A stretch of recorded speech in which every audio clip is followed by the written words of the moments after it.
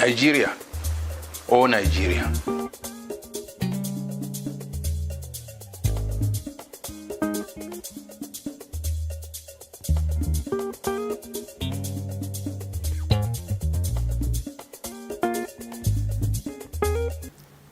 Iran and the abuse of democracy and human rights.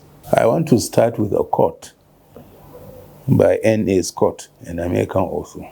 One of the shrewdest ways for human predators to conquer their stronger victims is to convince them steadily with propaganda that they are still free. Every human being currently living on Earth came to this world and saw the United States of America posing as the cradle of democracy, a bastion of freedom, and a citadel of human rights. For those of us in Africa, especially West Africa, and particularly those along the coastline,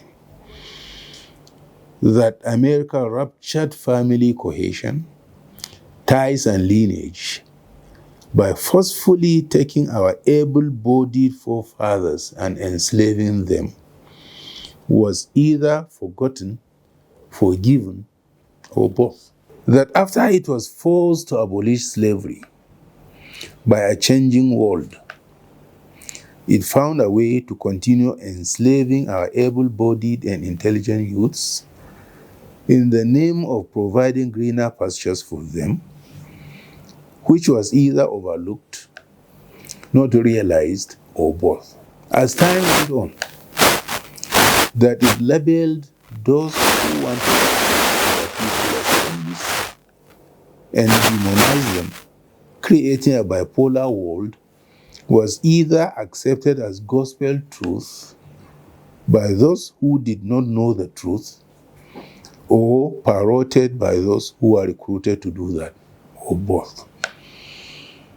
That the then Eastern Bloc, called communist or socialist countries, under the guidance of the Union of Soviet Socialist Republics, USSR, and its star boy, Fidel Castro of Cuba, all lined up to fight apartheid for African freedom, was either lost on us or remained unappreciated, or both.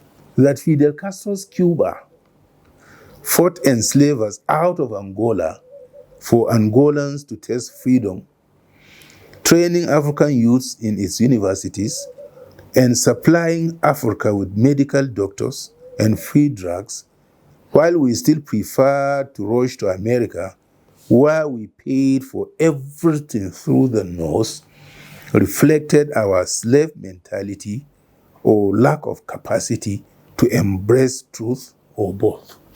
Truth is, we all grew up looking up to Uncle Sam, that's what they called America, as someone who cared for us in the third world.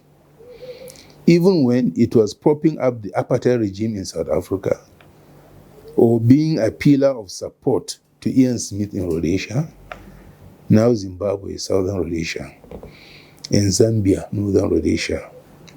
Many of us did not see anything wrong in its support for Joshua Nkomo against the Pan-Africanist Robert Mugabe. For a long time, America has been working on the psyche of youths, especially in Africa, the Middle East, Asia, and the communist/socialist countries, to make them see their society as primitive and America as modern.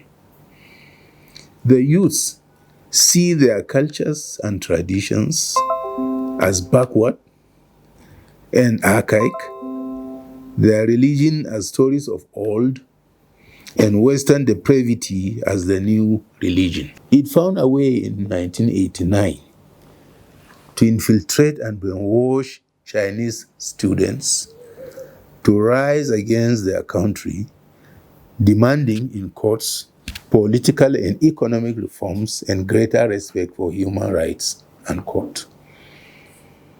The protesters gathered in Tiananmen Square in central Beijing, where they were forcefully evicted by military units who killed a lot of them. Tiananmen Square is a city square measuring 765 by 282 meters in the city center of Beijing, meaning Gate of Heavenly Peace. The square contains the monument to the people's heroes, the Great Hall of the People, the National Museum of China, and the Mausoleum of Mao Zedong, who proclaimed the founding of the People's Republic of China in the square on October 1st, 1949. It has great cultural significance in Chinese history. America and its allies, the West, and propaganda machines did not allow what happened in China to be swept under the carpet or forgotten easily. They kept hammering on China's evil of repression, that it emasculated and silenced the voice of the voiceless, because that's what students are. It told the world that China was an enemy of freedom, free speech, free association, and democracy, which it proclaimed as the only acceptable world order, despite its dalliance with repressive, autocratic, and monarchic regimes around the world. Now fast forward to 2024, and the pinching shoe is in America's feet. Its students in no fewer than 15 universities and counting, with Columbia University in the lead, are protesting with the battle cry, "Free, free Palestine," for the freedom of Palestine that has been under Israel's subjugation for decades. America, the self-proclaimed doyen of freedom of association and speech, the guardian of democracy, is cracking down on the students for freely associating and using free speech to seek the freedom of another country. So far, scores of them, over 100, have been arrested, some suspended, and some dismissed outright, while lecturers have been threatened with sack if they showed any sort of support to the students' cause. But that will hardly deter academics used to free speech as a forced nature. One professor in the university bravely declared, "This is about a genocide being carried on with American money and with American weapons against a people enduring generations of occupation." In a cheeky and poignant role reversal, Iran, which has suffered American instigation of its youths over time and had to deal with as is deemed fit, called on the US not to jeopardize democracy, freedom of association, and free speech. Shiraz University, a globally ranked university in Iran, just announced that it will grant scholarships to the students of American and European universities who have been expelled for supporting Palestine. It is also going to hire professors who have been fired or threatened with sacking for their stance towards Palestine. Before the breeze blew and we saw the annals of the foul, this was what America was doing to others all over the world, instigating youths against their fatherland. And when the country attempted to rein in its citizens, they will cry foul.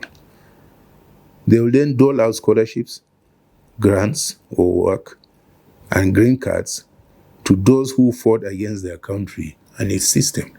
In the words of Samuel P. Huntington, an American political scientist and academic, the West won the world not by the superiority of its ideas or values or religion, but rather by its superiority in applying organized violence. Westerners often forget this fact. Non-Westerners never do. Now America is receiving a dose of its medicine, and it has failed to behave better than those countries it accused of truncating democracy, free association, free speech, and human rights. Truth, it is said, is the only one that lasts. Falsehood and hypocrisy are just as temporary as the time it will take to blindfold the people. What America is showing the world today is exactly the echo of the time immemorial words of Abraham Lincoln, its 16th president, who issued the Emancipation Proclamation that declared slaves forever free. He said, "You can fool some of the people for all of the time, and all of the people for some of the time, but you can never fool all of the people for all of the time." Thank you.